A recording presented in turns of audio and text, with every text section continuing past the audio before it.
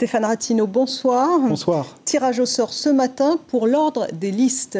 Oui, vous le savez, Caroline, l'élection, c'est une course d'obstacles, de haies. On est vraiment rentré quasiment dans la campagne officielle. Ce sera le 3 avril prochain. Et le tirage au sort de la propagande électorale, c'est le premier acte de celle-ci. Alors, évidemment, c'est anecdotique, hein. Le but, c'est d'avoir le meilleur emplacement sur les panneaux électoraux qui sont devant les mairies ou devant les différents collèges de vote. Et c'est aussi l'emplacement des bulletins de vote. Et c'est le secrétaire général adjoint du Haut-Commissariat qui a présidé ce tirage au sort ce matin. L'heureux chanceux, parce que c'est anecdotique, mais c'est Marcel Tuani, le président de l'Assemblée, c'est lui qui a été tiré numéro 1, c'est lui donc on va voir le premier sur les panneaux d'affichage devant les différentes mairies. Derrière lui, ce sera Oscar Temarou, en troisième position, vous le voyez sur l'infographie, Taouti Nena, en quatrième position, Jeffrey Salmon, Monsieur Gascoigne pour l'UPR, et pour terminer, le président sortant, Édouard Frisch, donc qui sera sur les panneaux numérotés 6 devant les différentes mairies. 6 candidats, vous le voyez, eh bien on va tenter justement de faire un zoom sur le casting, de voir qui est là et surtout de voir le scénario qui nous attend. Le reportage.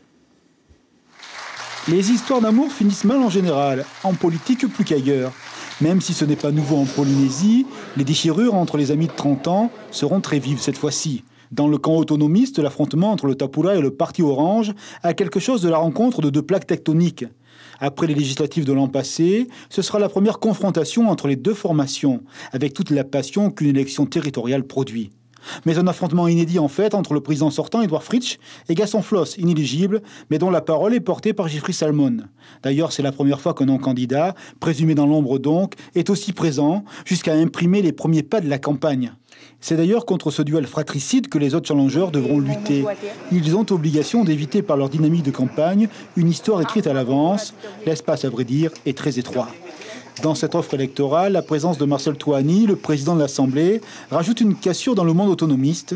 La liste de Taouti Nena est un éventail de personnes au parcours très différents. Dans le camp indépendantiste, la suprématie du Tabani d'Oscar Temarou semble entière. Toutefois, des défections féminines ont eu lieu. Le maire de Fa'a peut compter sur une organisation structurée pour aller à la conquête de ses électeurs.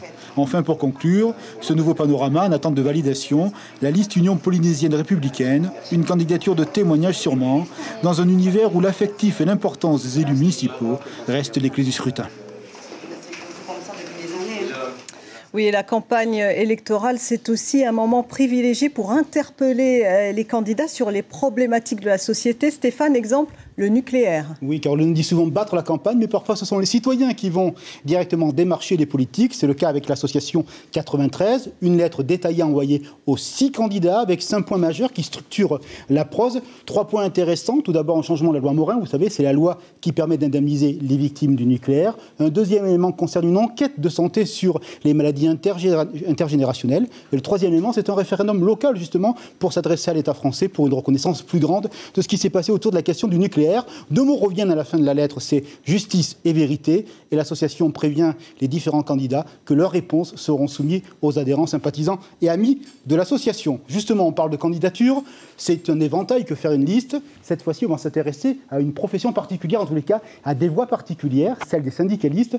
Un certain nombre d'entre eux a décidé de passer à l'action, justement. Leur cheminement de l'action à la décision, c'est un dossier réalisé par Nicolas Suire.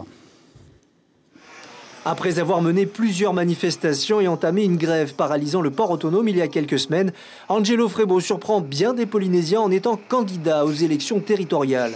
Un syndicaliste endossant une veste de politicien, ce n'est pas nouveau. Une porte s'en trouve régulièrement vers l'Assemblée de Polynésie. En 2004, Hirote Farere, Ronald Terorotua et Eugène Somers entrent dans l'hémicycle lors du Taoui. Pierre Frebo, lui, n'est pas passé par la case Assemblée de Polynésie. Ancien secrétaire général de CSTPFO, il est nommé ministre de l'économie et de l'emploi au gouvernement Temarou en 2005. Aujourd'hui, Angelo Frebo leur emboîte le pas, de même que Veitea Le Gaïc, ayant la vocation depuis l'enfance. Depuis toute petite, on va dire à l'âge de 10 ans, 12 ans, je suivais ma grand-mère lorsqu'elle était maire dans toutes ces réunions politiques. Et j'étais la petite fille qui accompagnait ma grand-mère et avec Gaston. Et faut pas croire que Gaston a été quand même mon idole. Bruno Sandra, c'est sans aucun doute celui qui a eu la carrière politique la plus longue. Ancien secrétaire général de Atiaïmoa, élu maire de Papara en 2001 et représentant à l'Assemblée de Polynésie la même année, il est ensuite devenu ministre de l'Environnement, puis député à l'Assemblée nationale. À un moment donné, lorsqu'on milite, on se demande pourquoi on ne passerait pas de l'autre côté, à l'endroit où on prend les décisions. Parce qu'à force de militer, c'est fatigant. On est quand même limité au niveau de l'action syndicale. La preuve, la dernière fois, la seule arme qu'ils avaient, c'est de défiler dans les rues. Les syndicalistes trouvent des similitudes entre leur monde et celui de la politique. La défense des droits des travailleurs ou celle de la population. Certains retournent au syndicalisme, d'autres s'installent définitivement en politique. Voilà, merci à Stéphane Rattino pour toutes ces précisions. Et puis ne manquez pas ce soir à 19h30 notre deuxième débat sur les élections territoriales. Un débat en français en 3 parties. Lucille Guichet, bonsoir. Alors comment va se dérouler cette soirée ? Bonsoir. Alors, 4 candidats pour ce premier débat en langue française. Moetei Broderson pour le Tavini, Marcel Touihani pour Teora au Polinetia, Jean-Christophe Bouissou pour le Tapura et Tepuan Wisno pour le Tahuera. Comment va s'articuler l'émission ? Une première partie, vrai ou faux ? Chaque candidat en face à face avec Natacha Silagi. Ça va aller vite, il faudra être précis, concis, 8 minutes par candidat, sans langue de bois, sous le feu des questions.